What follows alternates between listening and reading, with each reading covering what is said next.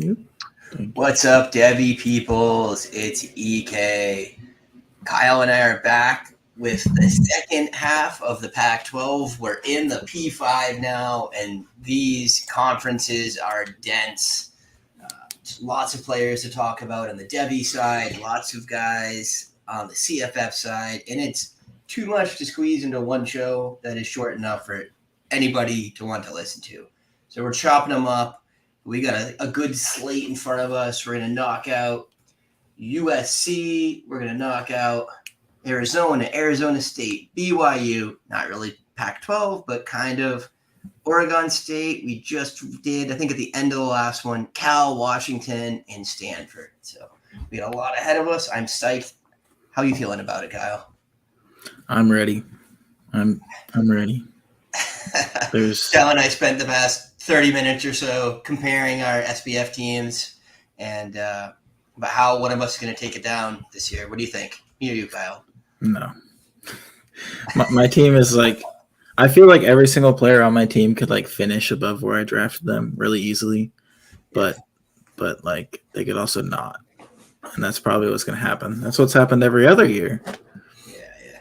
I tried to take guys that could have like a radically better outcome, right? Where like their 90% outcome is like vastly better than where I took them. You know what I mean? That was why I took Kyler there. That's why I took Kamara, right? Because if Kamara gets 2 games and comes back with fresh legs, like you could be a top 18 running back, right? That's where I was at. Big field tournament, you gotta take some risks, or else you're just going to be another, 5th place in your conference team, right? All right. Well, let's get into it. USC, obviously one of the most fun teams in this conference and probably in all of college football this year to talk about for Devy purposes, particularly more than for CFF, I think. Obviously the crown jewel from either perspective is going to be Caleb Williams. Caleb Williams, the returning Heisman Trophy winner, if you've been living under a rock and you don't actually watch college football, and for some reason you're still watching us talk about this. I mean, he's a stud. He gets fairly or not Patrick Mahomes comparisons because of his ability to escape the pocket, throw on the move, accuracy, things like that. I mean, nothing else to say about it. I mean, he's the QB1 in Devy, right, Kyle? And all of Devy. No one I'd want above him. He's the 101, I'm sure, in every Devy and CDC pick this year. What, Marvin Harrison? No, Drake May. I personally think they're closer than most people do. I don't think it's like a world apart, but I can't. The only reason I would take Drake May over Caleb Williams if I had 10 teams and 9 of them had Caleb Williams on them, right? And don't get me wrong, I love Drake May too. I just think Caleb, it has some stuff that Drake May doesn't, just with the athleticism. But I guess the question with Caleb is he the CFF QB1, or do you like Reed? Last year it was Reed, right? And then Caleb was 2. I think it was Nix Reed. Was it really? I thought so. I thought Bo Nix was the CFF QB1 last year. But it would also probably depend on your scoring, right? Because if you weighted passing touchdowns a little higher, then you're more likely to get Reed up there, right? Yeah, because Nix had all those rushing touchdowns. Nix was a ton of rushing touchdowns, a ton of rushing yardage for a quarterback. All right, well, I'll tinker around with this while I kind of sketch through the next guys we want to talk about here. I think there's some interesting pieces at wide receiver. I'm just not sure there's like outside of Zach Branch, right, who is, for me, he's my freshman wide receiver 1. Is he for you, Kyle? Yes. Yeah, so outside of Zach Branch, I don't think there's like a slam dunk. I must have this guy at wide receiver. And I think the other problem, I mean, I love Mekhi Lemon too, but the other problem for me is for CFF, I don't think there's like a 1,200-yard receiver on the roster. I think that's the system. You and I have talked about this a lot. That tends to be Lincoln Riley's offense, and it seems to have been. Yeah, until he has a guy like CD Lamb, then it's not. But if he doesn't, then yeah. It's that, but it was also, in CD Lamb's year, there was no one else, right? It was kind of bad outside of CD on that team. I mean, they had some other 5-stars, but they were all guys that have done not much in CFF outside of it. So I think that was both CD being excellent and the surrounding options being weak. But the guys. Oh, so last year for CFF, Caleb was QB1, Drake May was QB2, and Austin Reed was QB3, Bo Nix 4. QB4. So, yeah, I think Caleb's QB1 in CFF. Caleb had the highest fantasy points per game. Bo Nix was second. Austin Reed was fourth. Yeah. So that was in born and raised scoring. But, again, I think that you could shift that. I don't know what we did for, QB touchdowns here, but I could see that shifting depending on how you played of the scoring. But I think this is how I would want to draft it for CFF anyways. I would probably repeat these. Just take the upside that Drake May has another gear in him, right? Over Austin Reed. I think if I was in a CFF only draft, I would take May last of the 4, actually. He did lose the most on offense and OC, right? OC's gone. I couldn't tell you. I don't remember. Yeah, they lost the OC, so that is a little bit concerning. It's going to be a different offense. We don't know what it's going to look like. We don't know who the guy is. I mean, we all love Dez, right? But pretty far down a rabbit hole. But yeah, you go back even to not last year, but the year before, it was obvious that Josh Downs was this go-to outlet guy. Yeah. I mean, Downs is a stud, though. He's a day 2 NFL wide receiver. Mm-hmm. So, anyways, wide receiver, USC. I like Dorian Singer, but I'm not sure how I feel about him for Devy at this point. You and I have talked about this a bunch of times. I don't know if I told you, but I sat down for a weekend day 2 weeks ago because I was bored, and I cut up Dorian Singer film, and I cut up Teteroa McMillan film, and I did some film study on Singer, and I didn't come away super impressed. I came away feeling kind of like the way you feel after you watch Jalin Hyatt film from last year, right? It was actually the game against USC, interestingly enough, where he had 10 targets. It was over 100 yards, scored a couple of times, but all of his big plays were broken plays on defense in that game anyways. But so did he break them? No, they were blown coverages. Yeah, but I don't know. So I like Singer. I just don't have him as a top 6 wide receiver in this class, I don't think. Where stats-wise, purely from an analytical point of view, I can make an argument for him being that high, but on the film, I cannot. So how do you feel about Singer versus Mario Williams? For Devy? For both. I think it's Singer there, for sure. But I do like Mario Williams, and I think at least I'd say I haven't done a significant film study on Mario Williams since his freshman year at Oklahoma.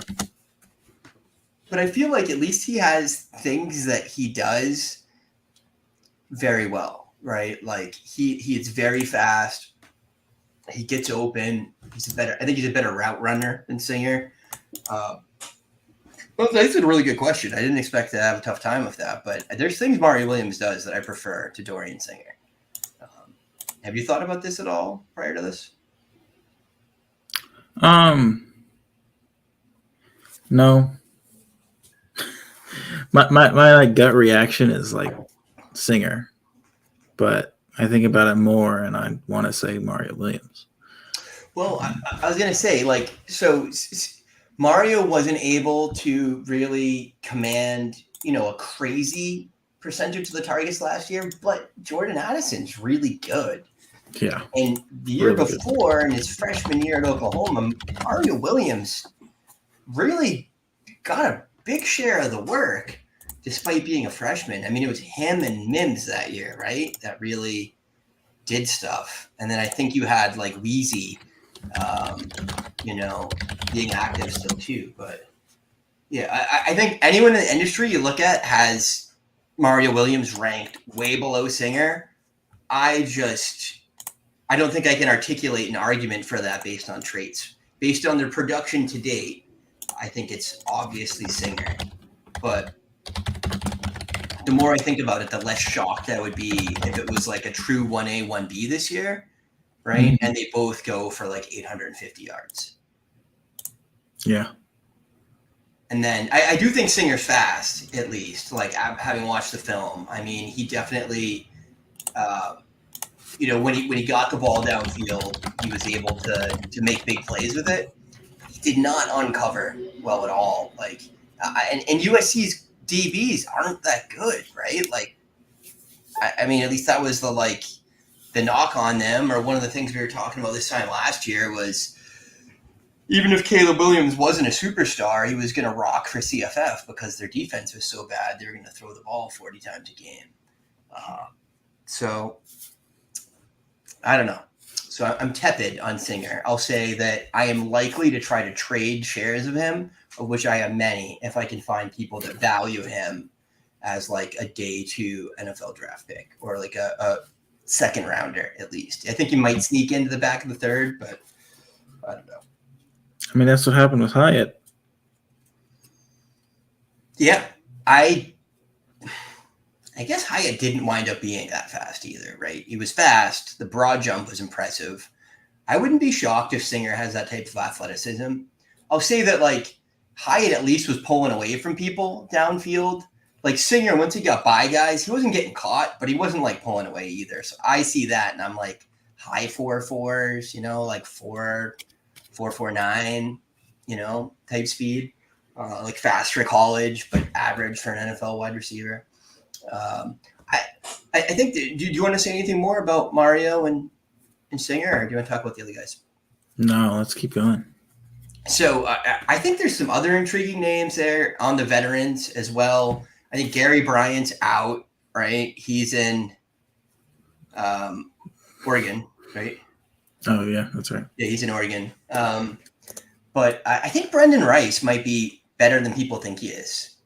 Last year I put a clip of him like catching the ball and making a really nice, like one of those things that you could see he was reacting while the ball was in the air and just dusted the guy as he caught it and landed and then made a really nice play after the catch. And I was like, oh, this kid might be good. And I got lambasted for it. People are like, oh, he's a bum. And I'm like, if he's a bum, why is he starting for USC? And then I saw some numbers from spring practices and that he'd hit a top speed of like 22 miles an hour in spring training, which is like, that's pretty fast. Yeah. That's very mid fast. 4.4s at least, Mm-hmm.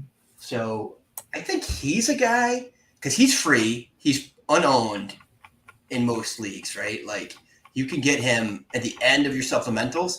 I think he might be a really smart, sneaky guy to slip on if there's no one you're really like hungry for that 15th spot, and I know that's tough because it comes down to like, do I want Odu Hilaire or do I want like, do I want Brendan Rice? And it's usually going to be tough to make that decision to take a guy that isn't a slam dunk NFL pick and also isn't going to be a huge CFF producer.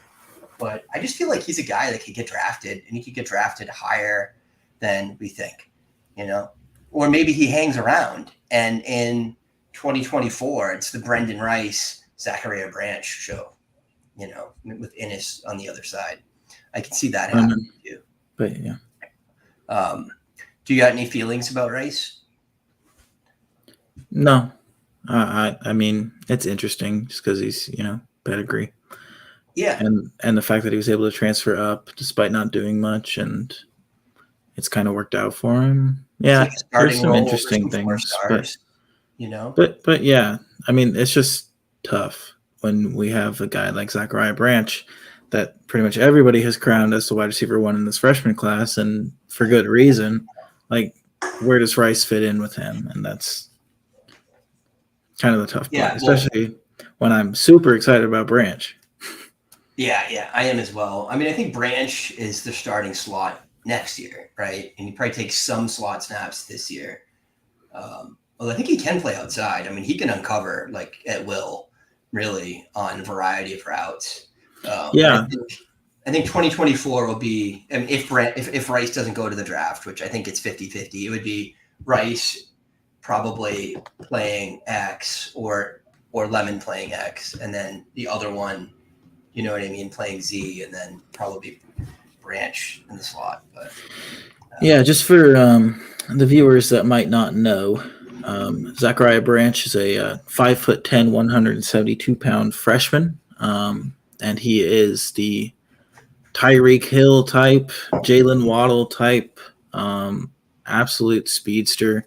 He was a track athlete, ran a 10.33 second 100-meter dash time. It's very, very fast. Yeah, to put that in perspective, Xavier Worthy's is 10.55. Jalen Waddle was 10.68 in high school.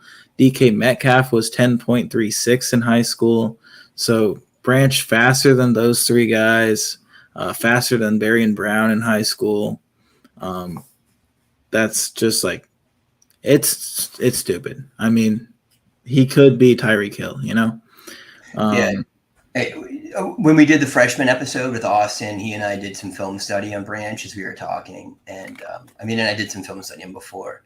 And it's not just fast. He has that agility, and he has already route running savvy to just like uncover at will in any part of the field. Like guys that can get open deep and then cause damage after the catch are just, they're going to be like first round NFL draft picks. And Branch is going to be. There's no doubt about it. And the other thing about him, too, is just like, even though he's a little guy, like his film shows off stupid catch radius, just him like getting absolutely horizontal, fingertips on the ball and coming down with stuff. Like not once, but multiple times. I mean, I have no knocks on him other than the fact that he's not like 6'1". And I don't even care about that in 2023. Yeah. And to be paired with a quarterback that's being comped to Patrick Mahomes when you're being comped to Tyreek Hill, like match made in heaven right there, you know? Yeah. I see Waddle more than Tyreek, but you're splitting hairs, right? I mean, little guy, blazing speed, but agility, and they're both top 10 wide receivers in the NFL. Yeah, exactly. So I guess so Branch, I love. I'm taking him above all of those guys in Devy for sure. What is he, like probably a top 12 Devy wide receiver right now? I think I'd have him top 5. Yeah, I mean, I could see that. I'm probably like, are you taking him ahead of Berrien Brown? Are you taking him ahead of Ted McMillan? Yes, and yes. Ahead of Neighbors? Yes. Wow. Yeah. So I think you're pretty aggressively ranking him. I mean, I think those guys are all first round wide receivers. And I think in Devy, you got to wait 2 extra years to get Branch. But I get it. Well, I lied. I have Brown above him, and I have him at 8. McMillan at 9, Neighbors at 10. Yeah, that's all fair, you know. In Campus to Canton, particularly, where you're going to get production out of them, I'm cool with those. In Devy, I'm probably taking the older guys. Like, I'm probably taking Neighbors. Yeah. Devy, because I think Neighbors. Yeah, I do that in drafts, but I tend to not let it affect my rankings, which I don't know if that's a good or a bad thing. But I do that too, man. Honestly, well, I'll like my personal big board, right? That looks a little bit like this, but we're not like building it as we go. I have some vets over some rookies that I'll take the rookies ahead in supplementals just because if you want shares of them, that's where you have to take them. And I want some of those like real ceiling plays. I mean, that's what the freshmen are, right? They're like high variance, zero floor, high ceiling plays in supplementals. I think you got to do it if you want to. If you want to have a Devy roster, you got to do it. Yeah. So Mekhi Lemon, I think, is the other guy that you can't talk about USC without talking about him. I know Austin had him like at one point as his like wide receiver 2 in the class. Like he loves Lemon. I liked Lemon's film, but I had him kind of at the beginning of my second tier of wide receivers. I thought Jonte Cook's film was better. Branch's, obviously. I honestly think Innis's film is better.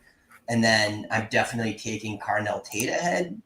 I didn't like Tate's high school film better, but I just hear, you smashed in the Ohio State spring game. They took your black stripe off, and you have a chance of getting on the field. Then I'm like, I have to target that player. How do you feel about Innis? I also had Lemon as wide receiver 2 at one point in this class. Definitely, if like Branch wasn't at USC, Lemon would be my wide receiver 2. But just with everything, with Branch at USC, with Tate, going off like you said, I have him as wide receiver 4 in the class right now, with Branch, Cook, and Tate above him, and it's right behind. But I mean, Lemon is just like the type of wide receiver that I love, the slot guy that just catches everything, makes first downs happen, moves the ball towards the end zone. He has, he played with Malachi Nelson in high school.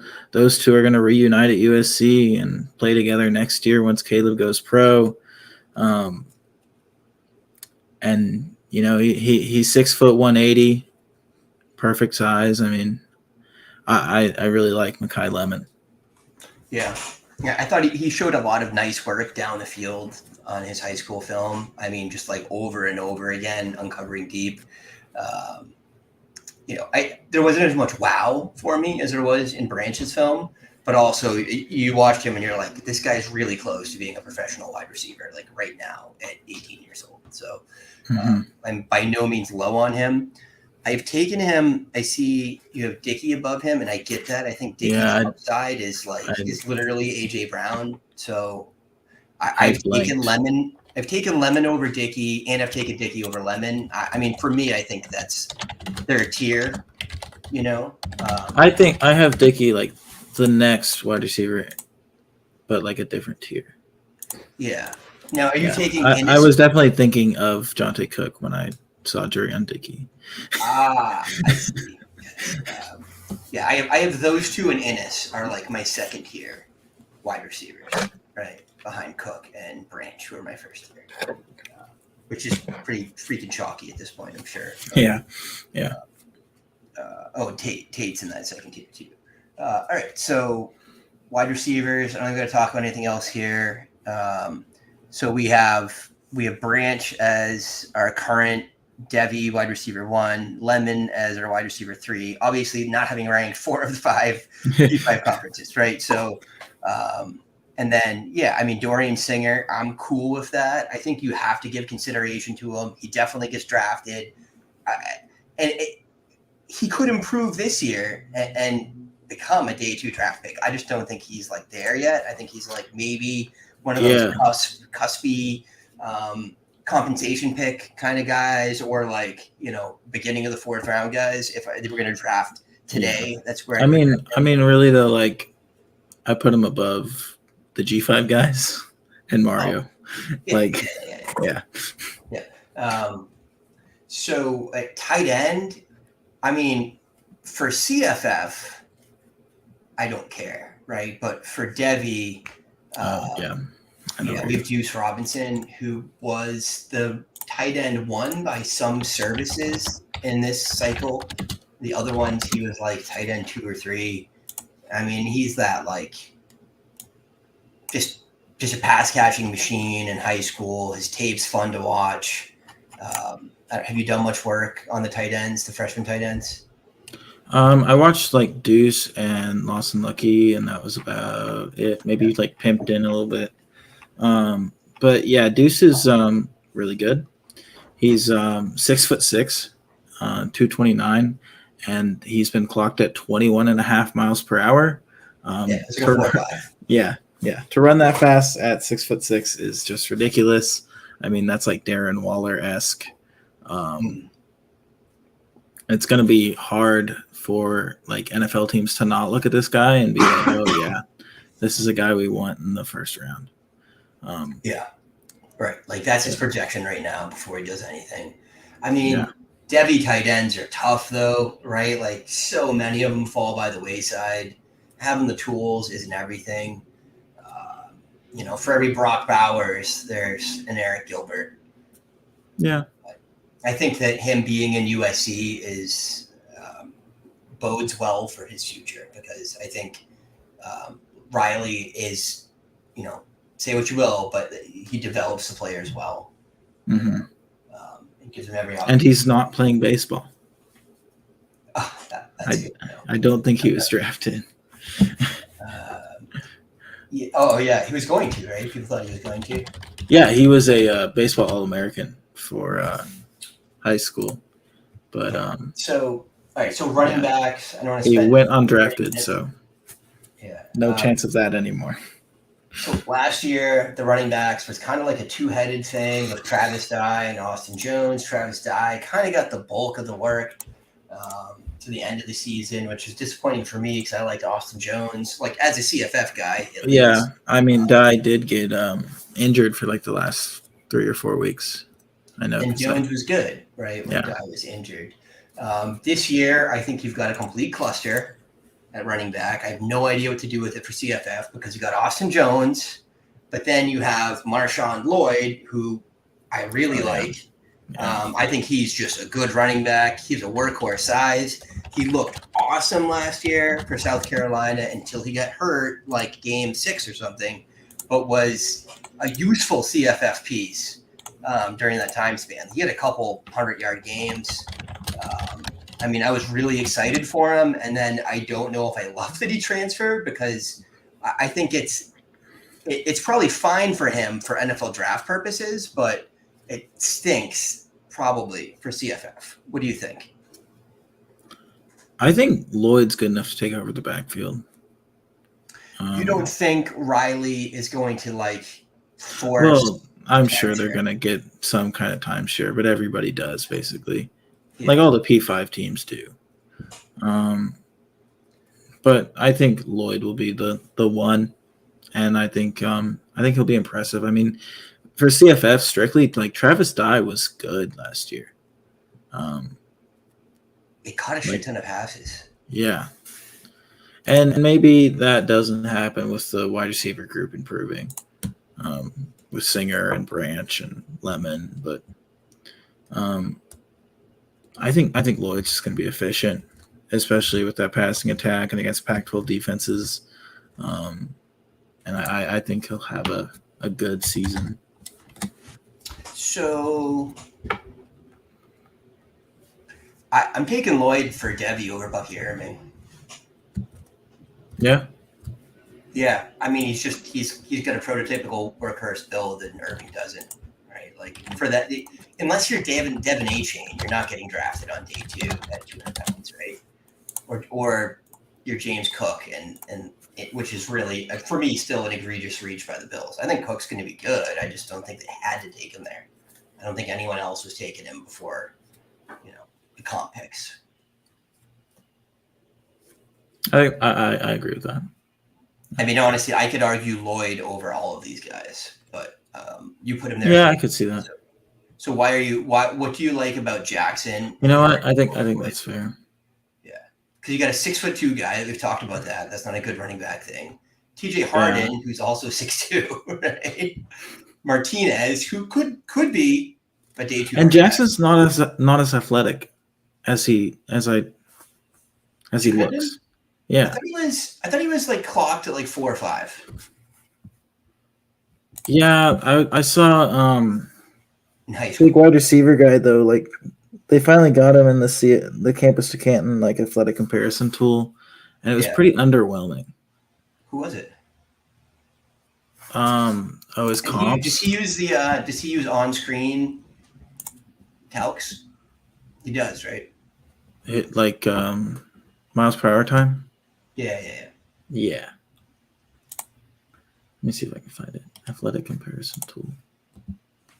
So can I put Lloyd behind John T? I think you can put Lloyd first. Commander Jonty? Yeah. Okay, Not on my game today. Yeah, I'm taking him over all these guys, honestly. Where is Mr. Jaquindon Jackson?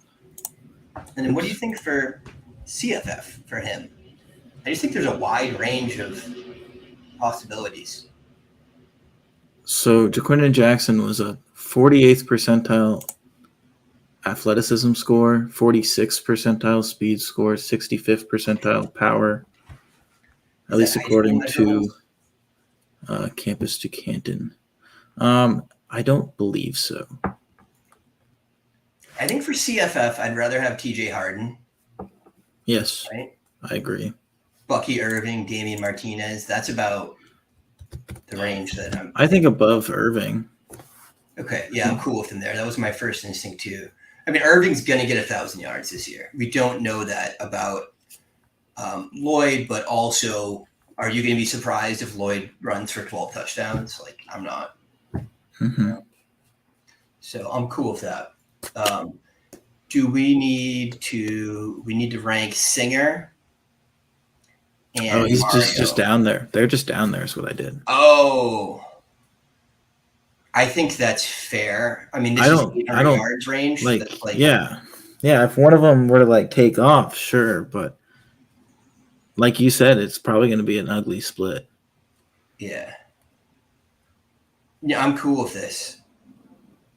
I'm probably drafting Mario over Dante Wright, but there's a world where Dante Wright is 1,000-yard receiver, and I don't see a world where Mario is unless Singer gets hurt.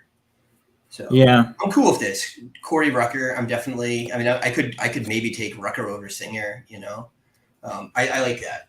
Yeah, I was just looking at this, and I think Rucker's a little low, and Curley's probably a little low, but yeah. You know. Well, I think Rucker's coming off a pretty bad injury and in nothing year, you know. So I think we're a little apprehensive. But if you just project his freshman year to him as a junior, he's like a 1,200-yard receiver. I just think there's a little risk with the injury and like him not having played for a year, you know. Yeah, I like Arkansas State to be better though. They really beefed up that offensive line. We can move him up right now if you want. I mean, I love Rucker. He's so cheap in CFF. We're getting way off topic, and we have way off topic. All right, it's been 30 minutes, and we got like 6 more teams. 30 minutes on USC. Okay, well that's fair. I mean, most of the guys we actually had to talk about this episode were on USC. You know, we didn't talk about Malachi Nelson hardly at all, but he's dope. He's the next Caleb. Yeah, he's the next big thing. That's what we think. I love his film. So do you agree that Dante Moore is better though? I get some flack for that. I liked Dante Moore's film better, but I draft Malachi Nelson over him because he's in C2C highly quarterback. Yeah. So I cannot advise someone to draft a UCLA quarterback over Lincoln Riley quarterback. It's Chip Kelly. Yeah, he's fine, but like Marcus Mariota, right? Since I've been playing Campus to Canton, there's only been one Lincoln Riley quarterback that wasn't like the 101, right? It's like it's Spencer and it's everyone else, right? Like that's so. Yeah, that's fair. Okay, Cal. We can argue about that later. California, they stink. They're pretty bad. They were really bad last year, so they decided to just get a new OC. That new OC is Jake Spavital. This offense has just been horrible for the entire career of Justin Wilcox. And so Wilcox is now on his third offensive coordinator. So I don't trust Justin Wilcox, his offensive coordinator, to lead an offense that's any good, really, no matter who it is. And I think Jake Spavital's probably a slight downgrade over where they were. I think running backs are probably worse than they were last year. Quarterbacks probably about the same. Wide receivers maybe a little better. Spavital comes from Texas State. So, like Ashton Hawkins was good last year, but not really like anything special before that at Texas State with wide receivers. So, pretty lackluster coaching staff at Cal. They lose one of their best players on offense, J. Michael Sturdivant, to UCLA, which we mentioned in the last episode when we covered UCLA. That's a big loss for them. They lose their starting quarterback, Jack Plummer, to Louisville, reuniting with Jeff Brom. So they'll need someone to step up and replace him. Probably going to be actually no, there's no probably going to be. This is like a wide open quarterback battle still. They just added Sam Jackson from TCU, who could be the winner. Kai Milner was the backup last year. He actually transferred away, so just no idea what Cal's doing at quarterback. Not excited about really any of them. But yeah, I mean, honestly, Plummer was bad, so a downgrade for Plummer leaves me not wondering why Sturdivant transferred, right? Yeah. So right now it's Sam Jackson versus Ben Finley. If you've ever heard of either of those two people, I applaud you for your depth. Finley's brother started a game for Cincinnati. There's a piece of trivia for you if you're ever in a Cal bar might ask that. I don't know. But really the only exciting thing about Cal last year was Jaden Ott. Jaden Ott last season had 170 rushing attempts for 897 yards, 8 touchdowns, and then 46 receptions for 321 yards and 3 touchdowns through the air. He was like probably the second best player on that offense behind Sturdivant, at least impressive in terms of film. So Jaden Ott is the returning running back that, he did this all as a freshman, which is what I should have prefaced this as. So Ott's kind of the guy that we expect to take the next step. But the issue with Ott is they bring in 3 transfer running backs, all with decent pedigree.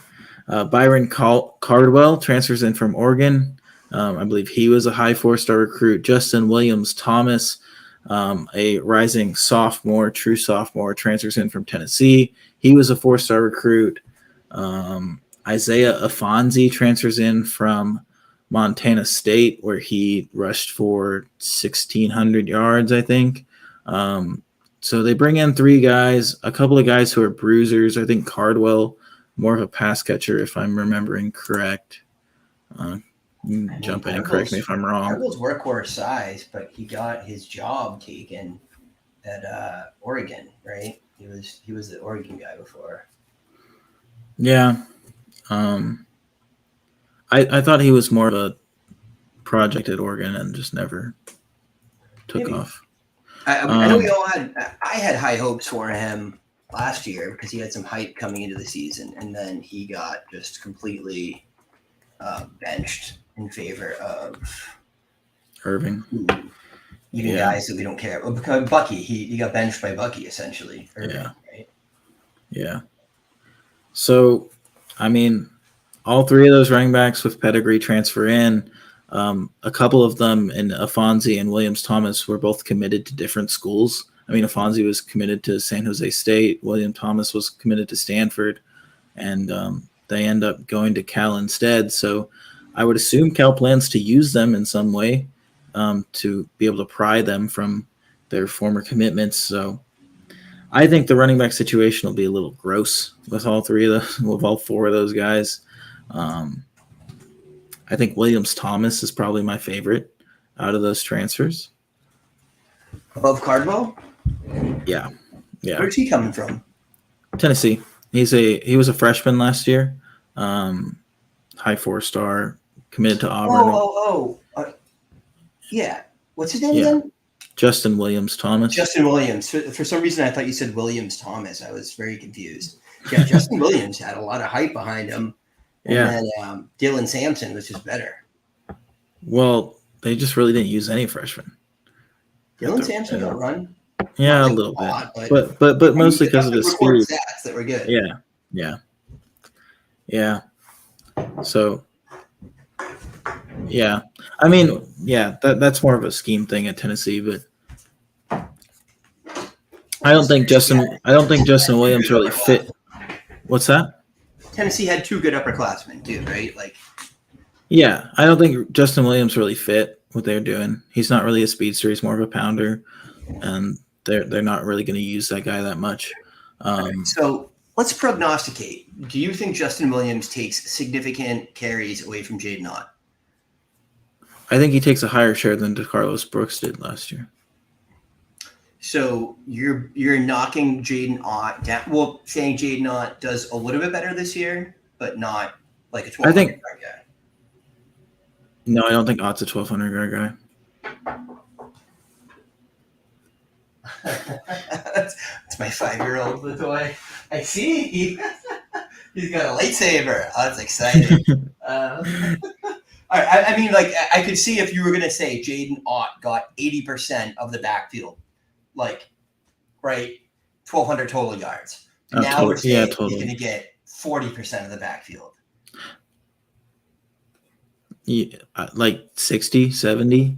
It's probably 70. So that's still 1,000 total yards. Yeah, total yards. Yeah, you're right. Yeah. That's pretty good. I mean, yeah. The thing about Ott is PPR leagues. Yeah, if he gets 40 receptions again. Yeah. Would you rather have Ott or Ontario Brown? Ott. CFF. Ott. Would you rather have Ott or Damian Martinez? Ott. Ott. But that's where I draw the line. Bucky Irving. Bucky.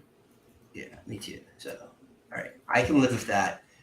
It sounds like, but I guess we don't. I mean, so say it's Justin Williams, but I'm not convinced. It could be Cardwell. Cardwell had good spring reports. Do we need to rank those guys for CFF? Probably not, right? They're like handcuffs. I mean, I think they're whoever it is an 80 carry guy. So no. Yeah. So I mean, we ranked Carson Steele, and why is he so high? Yeah, we're still not sure with Steele, right? I mean, if he does win the job, yeah. I'm just it's TJ Harden until someone tells me otherwise. But anyways, so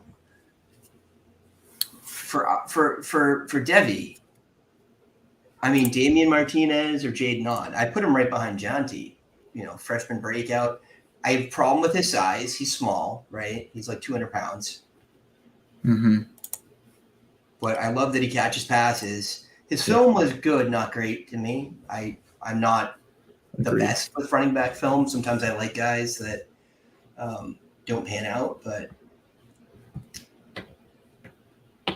I mean, he creates big plays when he gets free, but I didn't think he had a huge success rate, but I don't know. So where are you on him for Devy? It's tough because, he's won the job and Quinton Jackson, TJ Harden haven't, Jaquindon's won the job. There's no doubt. Well, yeah. No. Not for next year, but last year. Yeah, it took them time to figure out that Jaquindon should be a running back, I think once they put him in, everyone in that camp was as soon as he started playing, it's just, he's the guy now. But I guess the size is a concern for me, but the pass catching buoys that. He needs to get to 205, and then I could see him being a day 2 guy. Travis Etienne style. That would be the upside play style, I'm not saying he's round 1, but Etienne was, blazingly fast, caught some passes, slightly undersized, got draft capital. So there's a path. Yeah, Ott's not going to have the benefit of, winning national championships. Or, exactly. Playing with Trevor Lawrence. Yeah. Yeah, it's going to be a trash team. So I'm like, for him to really be attractive to teams, he probably has to get work. You know, he probably has to get like a big portion of that backfield and carry the load. He does have the benefit of like having some name recognition already as a freshman, just because he did have a good freshman season. Like teams are going to know about him already. Teams are going to be looking at him on this Cal team, and probably nobody else. Transfers But out next year. That's what I think. I think he plays this. That'd be a season, smart transfers. move. Yeah, if he does well this year, he's going to have transfer offers, and he's going to wind up playing in the SEC or something like that, like Big Ten. He's got to. Yeah. So, all right. Well, I'm going to leave him be unless you. Yeah. Then there's like one wide receiver in Cal, right? Hunter or something. Jeremiah Hunter. Yeah. Is he? I see him go like people take him high in supplementals. I'm not. Yeah, he had 90 catches last year. Or 60 catches, 900 yards is what I was thinking. 900 yards. Yeah, I mean that's as like a sophomore or a junior. Yeah, I mean the quarterback play's going to be atrocious. I think the play calling is going to be atrocious, but yeah, I mean Hunter is all funnels to one guy. We care about him for CFF, right? Yeah, he's going to be a redshirt senior this year. So I think for CFF you do care about Jeremiah Hunter. Brown, Dorian Singer. I mean, I think he's in that range. Devin Vosen. I think he's above Singer. Yeah, Rutgers should definitely be above Singer too. Jeremiah Hunter. It's spelled weird, isn't it? No, it's spelled normal. And then the rest of our wide receiver core is basically probably going to be transfers. Marquez Dortch transfers in from Mississippi State. That's a decently interesting one. Taj Davis comes from Washington. Brian Hightower comes in from Illinois. And that's about it. Not really super impressive names, but Marquez Dortch did have a little bit of production at Mississippi State, but definitely going to be a different system than the air raid that got him that production. So, yeah, I don't care about any of those guys. Do you? No. And there's no tight end there, right? No, not really. And then freshman, I don't think there's really a guy that's like super excited about. Nizia Hunter was the 24/7 wide receiver 40. He's their highest rated recruit in the class. So he could be interesting in the long term. He's 6'2", 192. And they do add a JUCO wide receiver who's the JUCO wide receiver 7, who is 6'5", 205, and that's Marquise Montgomery. He's kind of a guy you might want to put on a watch list, but could be interesting for this year or next. Watch list types, see what happens. But it's probably Hunter this year, but like you said, he's a redshirt senior, right? So someone's going to catch the ball next year. You know, and maybe one of the quarterbacks pans out and becomes competent. You know, I mean, maybe somebody transfers it next year. Maybe they get a better head coach next year. Maybe. He's been there for a while and it's been bad, right? Yeah. Needs to go back to just being a DC. He's a good DC. All right. So Arizona is what I got next. No big coaching changes. Same system as last year, and they like to throw the ball. Jaden DeLora, QB1, and his actual skill level is debatable. Me and Jeff did a lot of work with him during the year last year, and I chopped up all that Singer and Tet film, and I thought Jaden DeLora is fine. I don't think he's an early round draft pick. You know, maybe he's a late round cup of coffee type guy. He's also tiny. Yeah, tiny. Yeah. Ran a decent amount, right? 116 rush yards, threw for 3,600, 25 touchdowns. So he's a good CFF. Yeah. Jaden DeLora is kind of like the definition of the guy where you're like, oh, good college quarterback. Yeah. Not going to play in the NFL. End of story. Yeah. So he's worth ranking for CFF. For Devy, I mean, like, I guess I'd throw him just like at the bottom somewhere.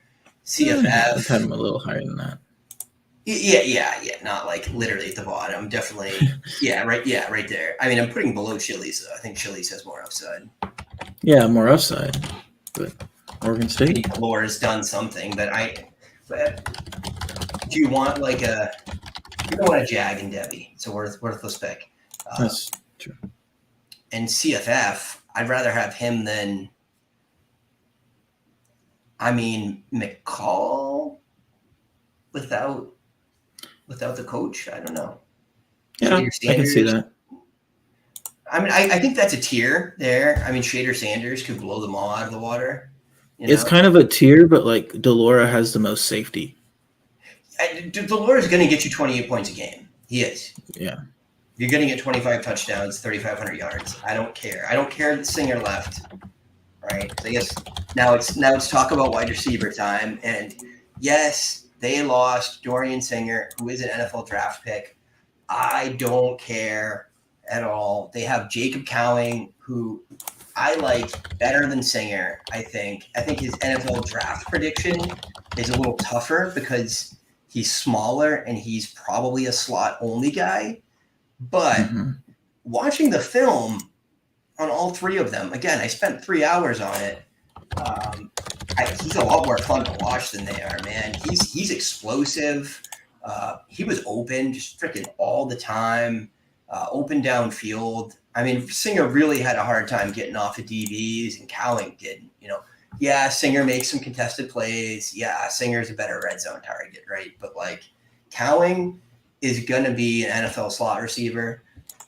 I don't know if he's a starter, but like, he's going to be an NFL slot receiver. I think he's got some significant talent. I think he has the requisite athleticism for the position. I just think, yeah, he's a small slot guy, so he's probably a 5th or 6th round draft pick, right? Even the guy this year that I like, Cropper, right, went undrafted, and I think Cropper's a good wide receiver, and I think he'll play in the NFL. I just think teams weren't excited about him enough to draft him. So I feel like Cowing might run into that. I feel like Cowing's better, has played at the P5 level, right? But I do see that like lead weight of the slot only thing being labeled on him. And unless you're JSN, you just don't get drafted early as like a slot only guy, right? I mean, it just doesn't really happen. Yeah, I think the issue for me with Cowing is he was in his 4th year last year. I feel like he would have went. I expected him to be a part of last year's draft class. Shocked that he came back. Yeah, that's where I am. He's recorded 4 years of stats, 3 at UTEP, a 4th one. Although you could say he's analogous to like a Rashee Rice, right? That like was a G5 guy, or who else has come up and had to like prove themselves. I feel like that happens, Now he's proved. Yeah, I'm surprised he didn't come out. He just did 1,000 yards in a P5. Like, what else do you really have to prove to teams? So he must not have gotten a top three projection, right? He must have been projected as a day 3 guy. And then if he wants to get a degree, I don't know, improve his draft capital. I don't know. The Devy prediction. He's just smaller too. 5'11". 5'10". 5'11", according to Arizona. 175. So he's slight. Yeah, 175 is small for 5'11". Yeah. So the Devy projection is tough. I mean, yeah, maybe he's below Mario. I think Mario can play outside. Yeah, I think that's true. I think that's the right range for him. He's done a lot. He's proved a lot. We know he's a good wide receiver, but the NFL might not love the profile. However, for CFF, I think he's going to freaking ball out this year. I think without Singer, he exceeds his production from last year. And last year, he was a 19-point per game receiver, 1,034 yards, 7 touchdowns. I think he beats that this year. What do you think? Do you think he stays ahead of McMillan in the offense, though? I think it's a 1A, 1B. right?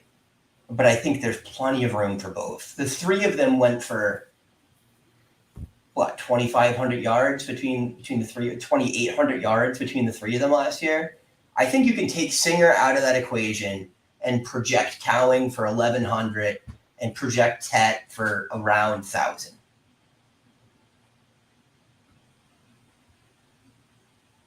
Sure. Tet's more of Singer's style. He's not Singer. I left my film session preferring Tet. I thought he got free on some in and out breaking routes that Singer didn't. Not consistently, but he's also a freshman. You know what I mean? Yeah. In a way that reminded me of Drake London, but not as good at doing that as Drake London was by his junior year when I was scouting him. But there's time, and that, I wouldn't call it as a comp for him, but I just London was a big guy that could get free laterally, and I think Tet has the ability to get to be that guy. I don't think he's that yet, but I think with a little more savvy and practice, maybe he gets to that level. I love him just from a statistical perspective. He smashed as a freshman, and that's, until you tell me otherwise, I'm telling you he's probably going to be a round one draft pick, right? How do you feel about Tet? Yeah, I agree. Top 10 Devy wide receiver for me. I worry for my Cowing shares that he's the one, but I think Cowing, at least with Singer gone, I think that's a great point. He probably matches his performance from last year at least. Yeah. So yeah, not a lot of change in the offense. So I agree with that. I think you might be optimistic with your CFF projection, but I think you could hit there. I think Ted's going to Cowing was wide receiver 10 out of the wide receivers who are coming back from last year. Yeah. Loses Singer, who was a top 15 wide receiver out of the wide receivers who are coming back. No, I think Cowing's in the right spot. I just wonder if for Ted, McMillan over Hawkins or Tyron. Tyron is pretty much locked in for over 1,000 yards. Alex Adams, 1,000 yards. I think it's the right group to have him in. I think it's fine. Honestly, it's a tier. I think if Tet gets to that point, he scored 11 or 12 touchdowns, 10 touchdowns. That's how he's going to get that high. And I think he is going to be the red zone guy. Yeah, yeah. He's not going to have Adams is the returning wide receiver 12 from last year. Last year he went for 855 and 9. So maybe I'm being aggressive when I say 12 touchdowns, but maybe that's what Tet gets. You know what I mean? 950 yards, 7 touchdowns, and he's, generally in that range. What did Tyron go for last year? Tyron went for 1,039, 7 yards, 7 TDs on 71 catches.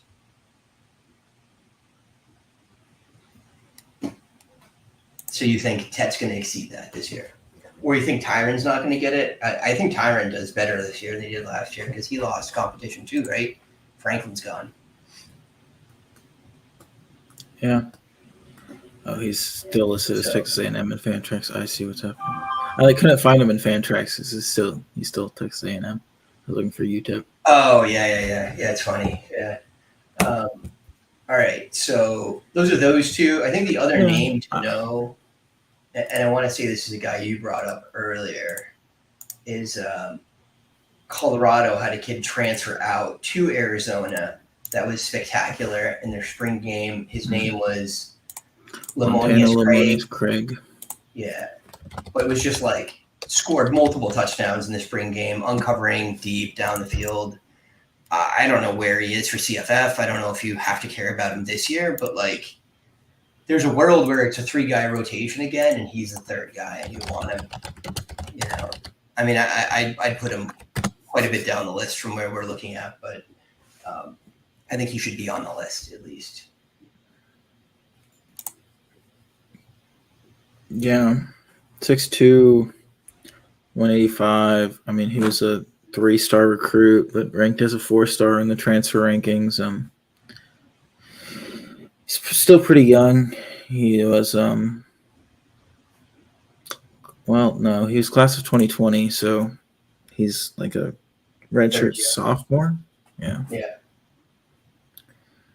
Yeah. I think it's a name. I think it's a name worth bringing up. It's a name worth watching for sure. Yeah, particularly with Cowling out this year, right? So maybe next year there's room for a guy. I'm not drafting him. I'm paying attention to him. I want to know the name. Mm-hmm. And then running back for Arizona is easy. I mean, this year it's Michael Wiley. He was the guy last year. He was a baller last year. With CFF guys, it's been posting those cards. I think it's CFF guys is posting those cards, or CFF list is posting those cards on Twitter. They have him as the Pac-12 RB1.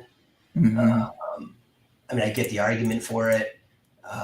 He was like 20 points a game last year. So he's a baller. He's available in drafts. He goes in like the 5th or 6th round in CFF drafts. Yeah. If you're all in on CFF this year, he's an easy pick. He's not a Devy guy, right? He's, maybe he's a UDFA, just didn't do anything until he was like a senior. So he's coming back for, I think, a super senior year this year. I don't know. Did they have any freshmen coming in? I think the guy to look out for, also in that running back room, but not this year, more of the 2 this year, is Tevin White, a 4-star. Arizona or Arizona State? Oh, I might be doing that. Yeah, you're right. Arizona State. Yeah, I don't know who else is in Arizona. I don't even have another name there. And I would have, if there was a guy that got mentioned in the spring game, I would have put him down. Oh, Rayshawn Luke. Speedy Luke, right? Yeah. I'm sorry I missed him here. So he's worth talking about. He's little though, so if he's a Devy guy, it's because he has just like destroyed this year and next year, right? Mm-hmm. Probably don't need to rank him for CFF. For Devy, he needs to be on the list. I think that's fine where he got him. I was going to go a little lower. Yeah, he's a 4-star, but he got on for a few plays last year, I think, but no really noticeable production. So, I don't think we need to spend a ton of time on him. I didn't notice that they had anyone coming in this year either. So, anything else? Which is interesting because I like this coaching staff, like as an offense, but they don't seem to be like recruiting at a very super high clip. I mean, Ted McMillan was a pretty good grab for them, and Rayshawn Luke last year, but like this year, like who is it really? Kind of underwhelming. So 2023, they have a 4-star quarterback, Braden Dorman. They have a 3-star safety, 3-star wide receiver, Malachi Riley, wide receiver 104. They get some more guys in that range. The highest running back looks like Brandon Johnson, who's the RB46. It's 5'9", 185. Yeah, exactly. So, he's Speedy Luke part 2, but probably not as speedy. Kind of underwhelming. You'd think that with what they did last year, really making. Oh, they did get Jalin Hyatt's little brother, Devin Hyatt. Forgot about that. 3-star, but 2024 though. I don't see him on this list. He signed a letter, maybe. Oh, yeah, Devin Hyatt. He signed a letter of intent, but that's interesting. Yeah, he's an interesting little wide receiver. Like there were times in his recruitment, like last year, where people were like, "Oh, Devin Hyatt is better than Jalin Hyatt," but obviously Jalin Hyatt proved those people wrong last year, and Devin Hyatt didn't have that great of a season at IMG this year. So, yeah, and then they do have tight ends that are worth talking about. There's Tanner McLaughlin, went for 456 and a couple of tutties last year. I think he lost like a tight end roommate. So I think he's the guy this year. And then they do have Kean Burnett, who I think got some hype last year, very athletic. I have taken him like super late in some leagues that I needed tight end this year just because I think that McLaughlin's like a super senior.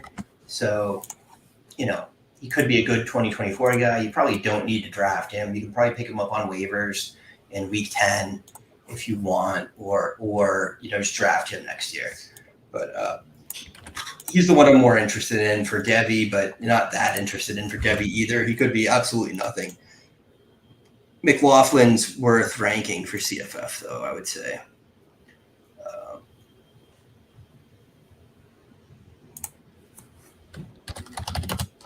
Somewhere, I don't know, Dallin Hoker. I threw him in below Jordan Smith. Oh, I think. Oh, yeah, that's fine. Whatever, I don't care. These are like Tanner McLaughlin's a guy you can take if you fucked up and you missed all the tight ends. Yeah, I think like Jordan Smith's the last one I would draft. Yeah. I think we might even be low on Yasmin, but yeah.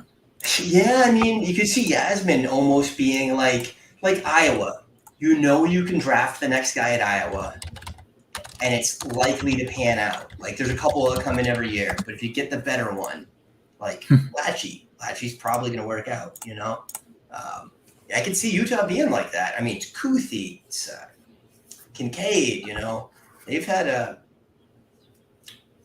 tradition of developing the position for a few years now. Yeah, and a tradition of not using wide receivers. Yeah, exactly. So, all right, enough said on Arizona. What do you got? Washington, and this one's pretty darn easy because they didn't change. This is pretty much the exact same Washington offense we saw last year. They'll have a little bit different running back room, but in a good way, I think. So starting at quarterback will be Michael Penix Jr., obviously formerly of Indiana, started for Washington last year and did really well, will likely do really well again. And he'll be throwing to two of the best wide receivers in all of college football, and Rome Odunze and Jalin McMillan, just both really fantastic wide receivers. Both proved it last year. Both will likely prove it again this year. And then tight ends, not really somewhere you're looking on this Washington team. I mean, Devin Culp has had some hype. He went for 29 receptions, 266 yards, and a touchdown last year. Jack Westover had 31, 342, and 1 last year. So the tight ends catch some passes, but, you know, nothing. There's not one guy who's going to separate himself in that room or one guy who's going to, you know, compare to this wide receiver core. And so I'm not super interested in any of the tight ends. The next guy up after the main two wide receivers, though, at least last year, was Jalen Polk. Polk had 41 receptions, 694 yards, and 6 touchdowns last year. I think he's an interesting name. I think he could, you know, be the next guy up next year after Odunze and McMillan go pro. They bring in a couple of interesting, or at least one interesting transfer at the wide receiver position, and that's Jeremy Bernard from Michigan State. He'll be a rising true sophomore. He was a guy that we were excited about a little bit last year as a freshman at Michigan State, but, you know, people didn't want to play with Peyton Thorne again, and then they weren't going to have to anyway. So, yeah, but gonna make decisions, right? So can't fault the kid. So yeah, he could be interesting as a future play, but it'll be Odunze and McMillan this year. And then at the running back position, last year it was Wayne Talapapa, Cameron Davis, and a little bit of Richard Newton. They were all pretty meh, not exciting. They did score touchdowns. I mean, Talapapa had 11 rushing touchdowns. Cameron Davis had 13 rushing touchdowns. But I think really both of them are getting replaced. because they bring in two pretty big transfers. The first of which is Dylan Johnson from Mississippi State. Dylan Johnson now has had like 2 seasons of like 15 plus points per game in CFF. I think he's a very interesting name at Washington, especially with his skill as a pass catcher. At least, he's been forced into that role at Mississippi State at times. So, and then the other running back they bring in is from Arizona State, and that is Danielle Ngata. Ngata has shown some flashes at Arizona State. Was never really the RB1, but, back when it was Rashad White, it was Danielle Ngata will be the next guy up there. Didn't end up working out for him at Arizona State. He ends up at Washington now. Probably going to be behind Dylan Johnson this year, but I think he's an interesting play.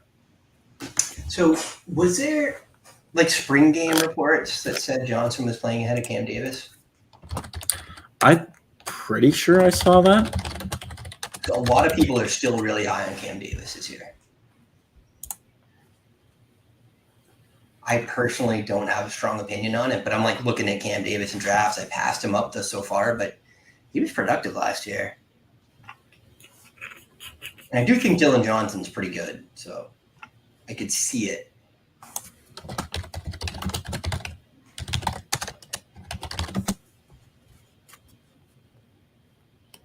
I definitely think Newton is a jag, but I wonder if you don't wind up with like a Davis Johnson timeshare. Yeah, maybe. I mean, I don't think Dylan Johnson was really, he had some injury issues in the spring, so didn't get to play a lot. So that's kind of the issue there. But yeah, I would expect Cam Davis and Dylan Johnson to be the two that really take the share this year. I think the other guys are Jags, to your point. All right, CFF, would you rather have Torrey Horton or Odunze? Horton. But Odunze over everyone else, right? Yeah, I think. Yeah. And then it's a little tough between him and Cowing.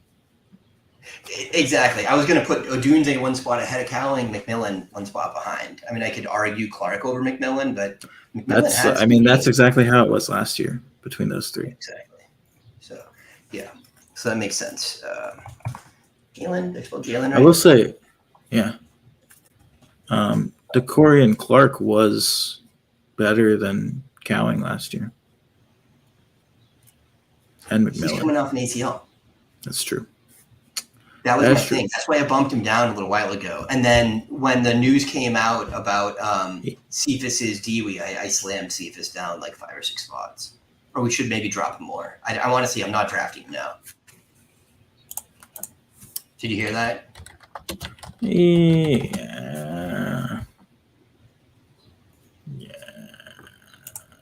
He's probably getting suspended. But like the whole season, though? I don't know. Not the full season, but how much more do you like Cephas than Derwin Burgess? You know what I mean? He's better. That's fair. I don't know. Whatever. We can throw him down below that. And then the running backs, I got no idea what to do with. I probably don't. I mean, Cam Davis was like a 15-point per game guy. So that's draftable. That's Frank Peasant. But if it's Peasant steps up, I think. But so I think I like Dylan Johnson above Cam Davis. Dylan Johnson.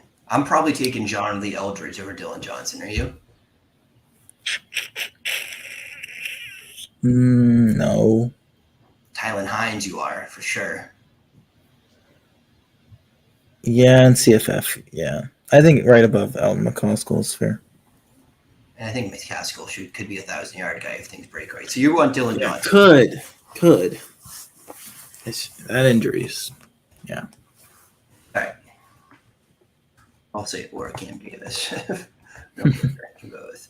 I don't care about either for Devy. Do you? No, unfortunately. For all my right. Dylan Johnson C2C shares. I have 0. It might be the difference in opinion. Your wishful thinking. Penix, what are you doing with Penix, man? I think he gets drafted. Yeah, I think it's either him or Nix. In terms of Devy. Penix. I could go either way. If Nix plays like that again, he could be a day 2 guy. And right now, I think Penix is a day 2 guy. I think he's a round 2 quarterback. I think it's Nix because of the injury history with Penix. Fine. But he's better than Rising, right? Yeah. And CFF, Penix was pretty damn good last year. Mm-hmm. I believe like top 6. He's been returning 9 and born and raised. Yep. Yep. Yeah. So behind Pratt? No. Above everybody except for Harris. Yeah, Harris. Yeah. Harris is better. So yeah. With you. All right. Cool. So they have some wide receiver freshmen I think you got to talk about. I know the C2C guys love Tyshawn Lyons, and they love him because he is an elite athlete, like 22 plus miles per hour at a decent size. I haven't watched film on him, but they're very high on him. And then he's actually the lower ranked of their 2 highest ranked recruits. Rashid Williams has a lot more hype in the recruiting press than Tyshawn Lyons. So what I've been doing in supplementals, they both go super late. I'm kind of double tapping them in some because I think one or the other. I don't think either of them does anything this year except in blowouts, right? You're hoping that they erase the year 1-0 in a blowout. But that's the best you can hope for, right? Because like you, I also like the kid that came in from Michigan State too. Jeremy Bernard, yeah. Yeah, he's good. And I like Jalen Polk. I think Polk's underrated. I think Polk's decent too. He's a good college wide receiver. I mean, honestly, he should be on our CFF list for sure. I don't know about Devy, but he was like a 800-yard receiver last year. He should be in like Jimmy Horn range, I think. Yeah, Jalen Polk 41, 694, and 6 last year. Jerjon Newton? I mean, I think Newton's better. I think Newton's the one in that offense, and that's kind of the difference. I think like above Tez Johnson. Oh, okay. No, like right below Tez Johnson. All right. Like Mekhi Polk? Jalin. Or Jalin.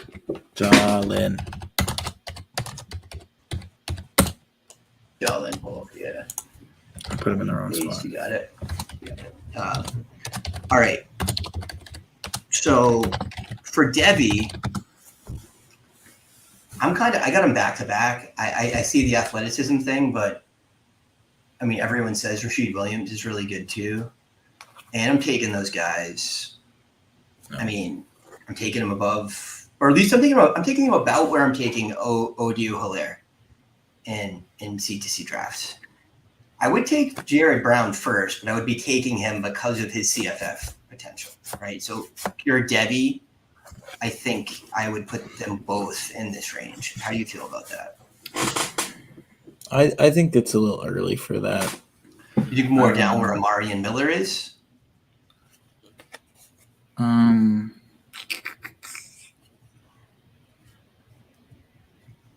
I think they're better than Miller. Maybe like. And Amari and Miller's like wide receiver 20 in the class, you know? Yeah, but not for me. And then, I mean, there's no way they have worse potential than Trayvon Rudolph, right? Like they should be in this range, maybe right behind Horton. You think Corley's Clark? I mean, I mean, I think, I don't know. I think Clark is getting drafted. There's a world where none of these guys get drafted. Player, though. Like, Tayshaun Lyons is so raw. Like, he's just fast. Right. Rasheed Williams is a lot more developed. Like, if one of them breaks the year 1-0, it's going to be Rasheed Williams, not Tayshaun Lyons. Yeah, I think I think Jeremy Tayshaun Bernard belongs in the Odoo Hilaire. Oh, for sure. But yeah. Because he's already done stuff. He's already broken the year 0. Jermaine? Jeremy. Germe or MIE. Again. Well, I'm going to put Tayshaun Lyons down here. He definitely goes ahead of Cyrus Allen in drafts.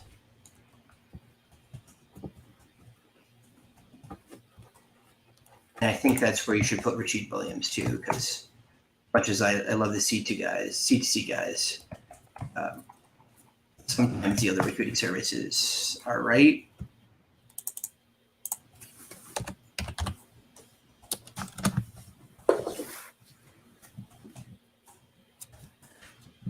You think Polk's a Devy play? Yeah, it's tough. I don't know. I'm not sure he has a trait to hang on to, Yeah. All right. No tight ends we care about, right? Not really. I mean, they're all right. All right. We got 3 teams left to do. I do think, quickly, if I can remember this guy's name, there is a tight end transfer they got that was broke out in the spring game, and that would be Cuevas. Throw him on the CFF list at least. The thing is, though, it's so concentrated to the receiver. Josh Cuevas from Cal Poly was the full package at tight end last year during the spring game. I don't know. I don't know. All right, let's talk about ASU. So Arizona State has been a dumpster fire, right? Kenny Dillingham arrives to save the day. Took over last year or end of last year? I think last year was his first year, right? Yeah. What? Yeah. Before the season. Before the season, right? So, and they were better last year for sure, and they have been, but still were a 4-6 team or at best. But I think they were a lot better on offense, a lot more interesting in some ways. They had some guys that were really interesting for CFF last year. They've got a couple of Devy guys. No, Kenny Dillingham was this offseason, my bad. This offseason. All right, cool. So Dillingham, right, was the OC from Oregon. That's his calling card, right? Yeah, before that, the Bo Nix. OC for Florida State, Jordan Travis. Right. So, he's getting a reputation as a quarterback whisperer. And I think the most notable off-season news for them was recruiting Jaden Rashada, right? Mm-hmm. Who's top 8 quarterback in this class, higher by some of the services. But I have him right behind Chiles, but that pretty much means I'm not drafting them, Yeah. I think you're throwing darts at that point, unless the value falls far in supplemental. Then I'm interested, but I'm not taking him in the 4th round. I'd rather take a CFF guy. Yeah, the C2C the C2C case for Rashada though is that just everybody else on the roster is bad. Yeah. Well, the guy, so I think I got a note on the guy this year. Not Cole Brunson, Trenton Bourget. He said he was good in spring game, was decent in limited work last year. So it's not. If he keeps Rashada on the bench in 2024, something went very horribly wrong. But if Rashada plays this year, then this kid got blown up. But it looks like he's going to be an adequate college quarterback. Certainly no one you're drafting unless something wild happens. in the first 5 weeks of the season, and he just like goes nuclear. But I think we can project them to have like a competent offense, right? The most CFF relevant piece is probably gonna be the running back. Last year they had Xavier Valade, who went nuclear, carried the ball 215 times for 1192 and 16, and also caught 37 passes. I mean, he was awesome to have in CFF last year. So, I mean, he's a talented guy. He was like a fifth-year player. I don't think you can just give that production to whoever's coming up. But, especially with a new coach. But I do think that, there's room. The offensive line was obviously good enough to get Valade doing what he needed to do. I don't think they got gutted, but I don't know. I didn't go that deep in the research for this. Anyways, I think I'm interested in the running back at Arizona State. I think it's Tevin White or it's a transfer, right? Cameron Skattebo. What is it? Oh, Skattebo. Right. Yeah. Skattebo. Everybody in the CFF world's pretty excited about. Pretty excited about Skattebo.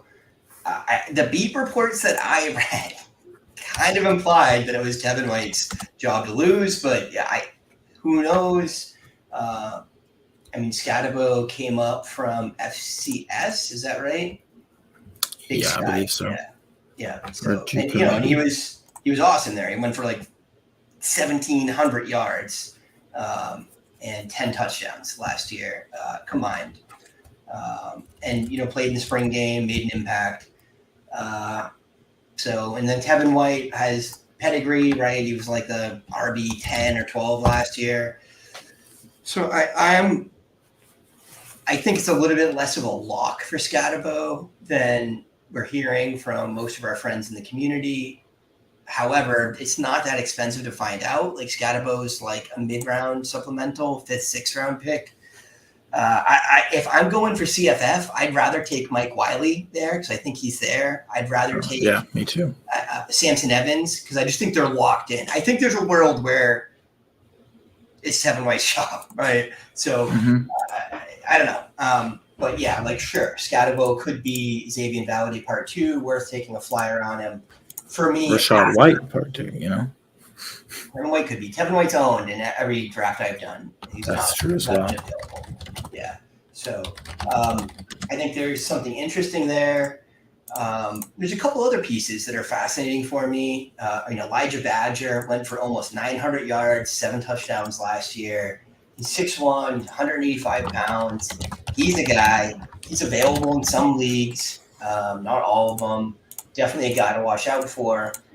More interesting than Badger to me is Jordan Tyson. Tyson was the only bright spot on a dumpster fire Colorado team last year. I don't have the stats here in front of me, but for most of the year, he was one of the leading freshmen in terms of yardage and yards per route run. I know I track this stuff during the year. It's like one of the things I pay a lot of attention to. It's why I was on TET really early and acquired him in some leagues. But Tyson went for 580 yards in a dumpster fire offense as a true freshman. So I see that profile, and I'm more interested in that than I am in the guy that broke out in his 3rd year. I'm not saying Badger's a bad CFF piece. I'm not saying he has no Devy potential. But for Devy, I'm more interested in Tyson.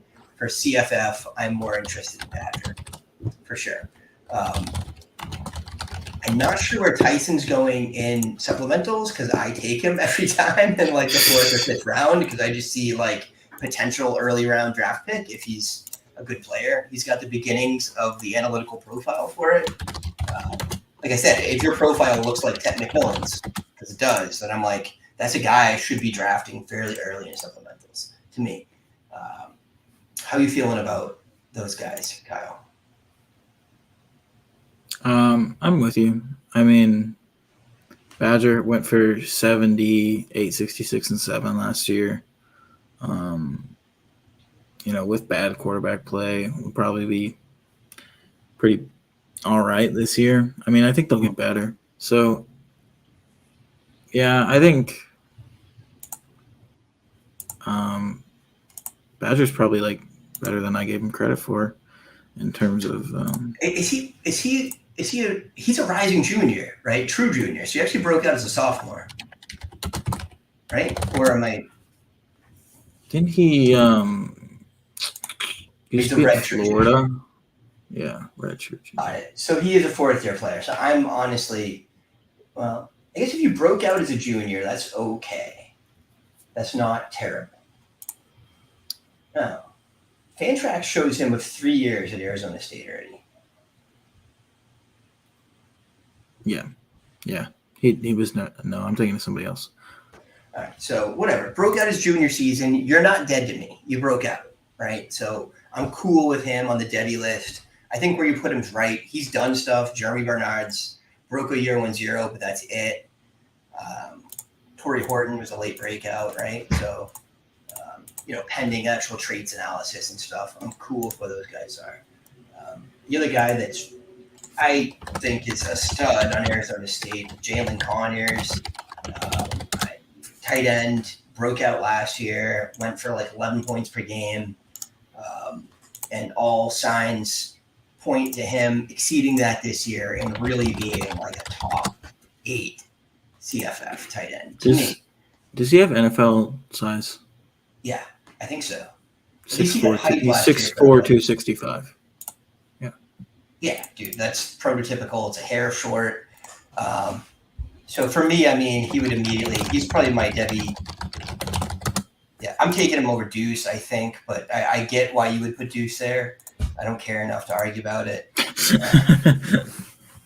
And honestly, Kuthie's a little small, right? Yeah.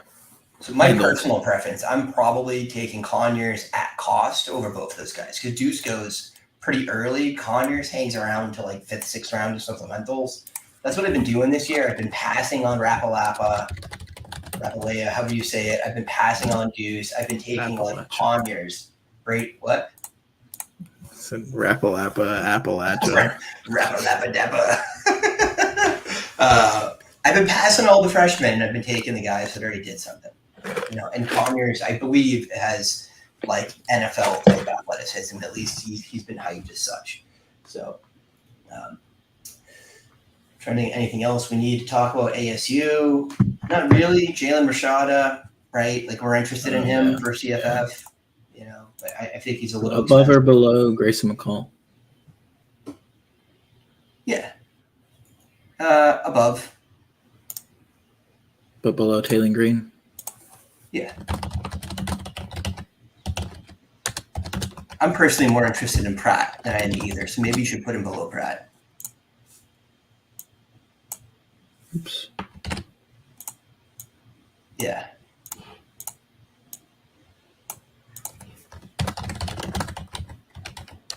Yeah, I think that's correct.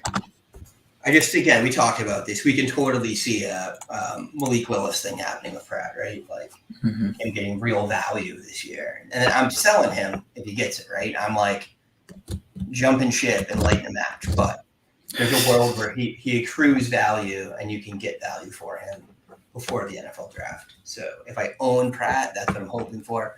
If I own Taylor Green, it's kind of what I'm hoping for. That he gets hype and I can dish him for like a ton of value.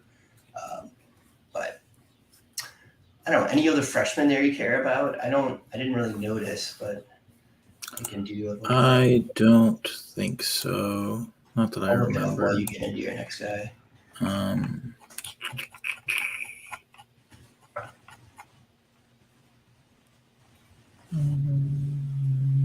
No, not really. Now 3 stars. No one we did talk about yet. 3-star wide receiver, Colton Hendricks.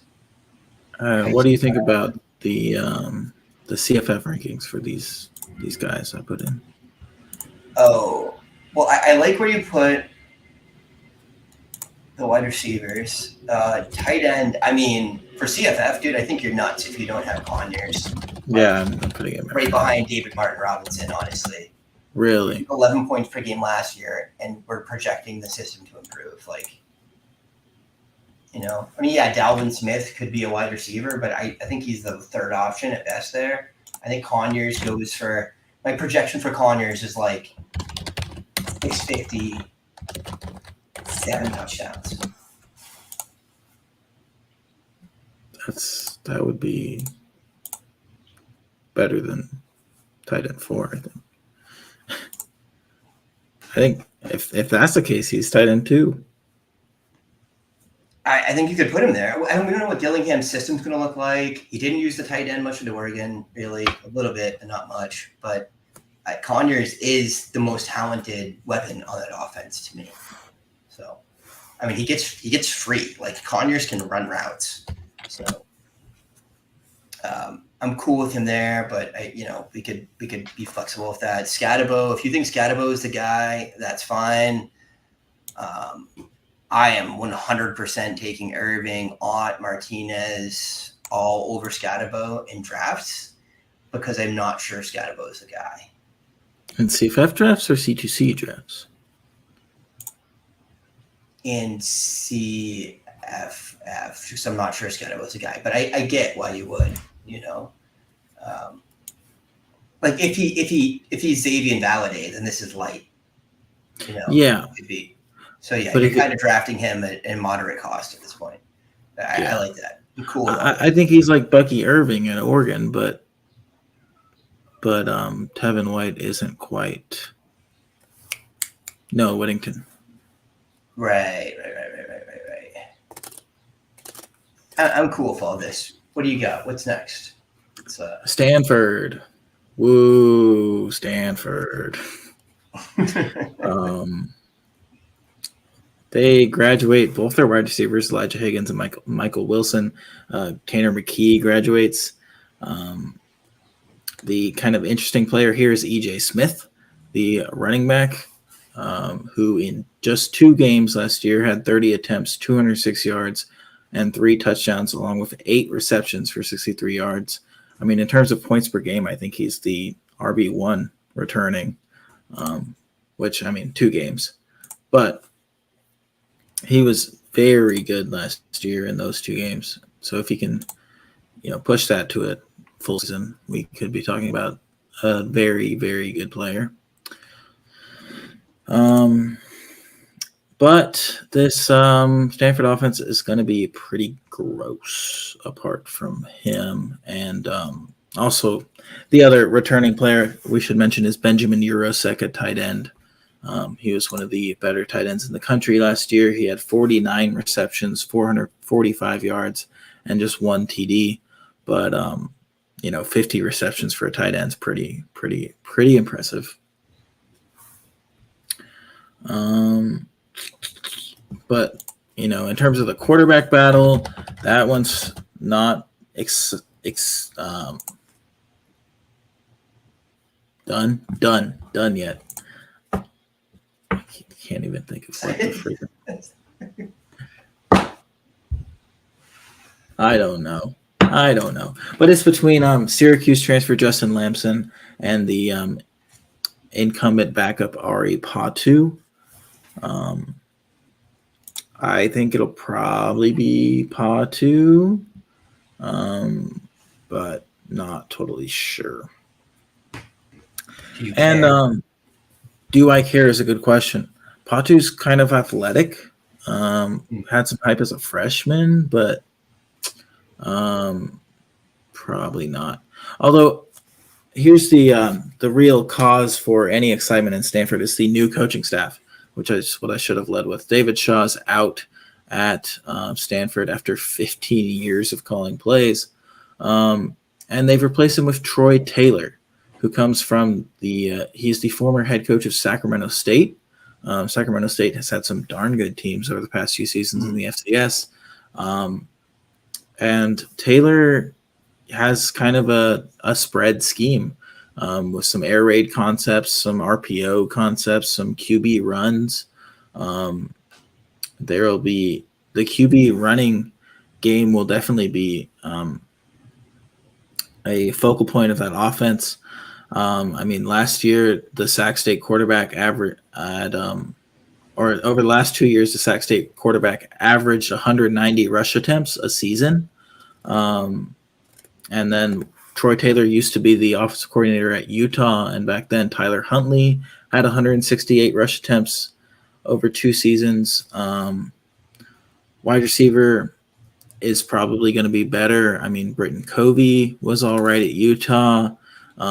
Troy Taylor coached Cooper Kupp at Eastern Washington back in the day. I think this is a good hire for Stanford because this is a program that, is pretty down in the dumps right now. And I think Troy Taylor is a unproven head coach, but one that could very well work out. He has the experience to work out, and I think he's done well taking over as a recruiter very quickly. I mean, the 2024 class is getting some interesting players.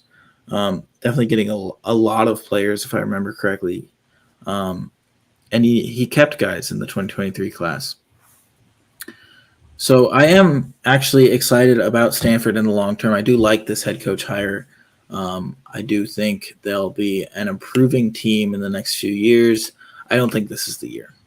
I think Patu could be interesting for CFF this year if he starts, just because of his legs and the rushing quarterback in this system. At wide receiver, there's nobody that's really obvious to take over.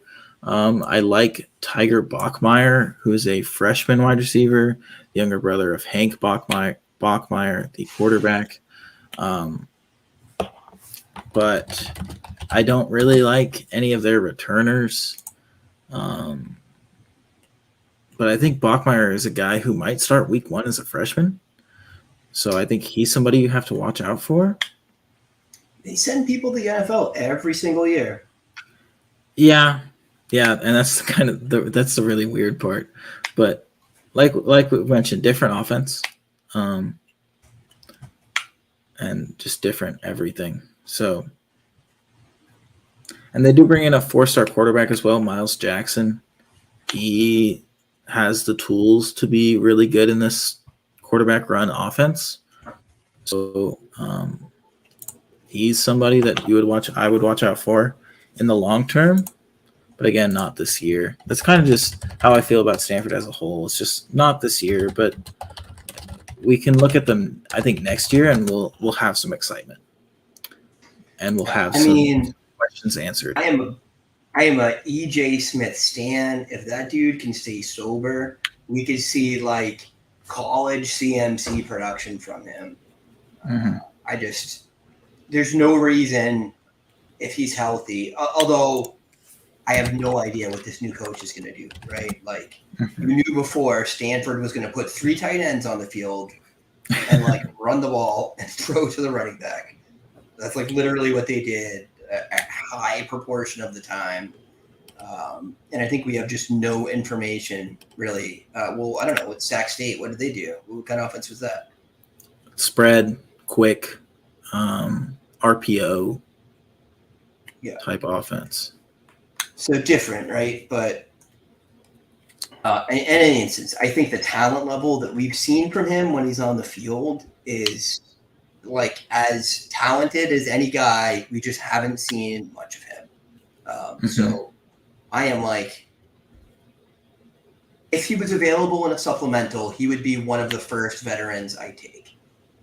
Sure. Right? Because I think the juice is worth the squeeze there. If he hits.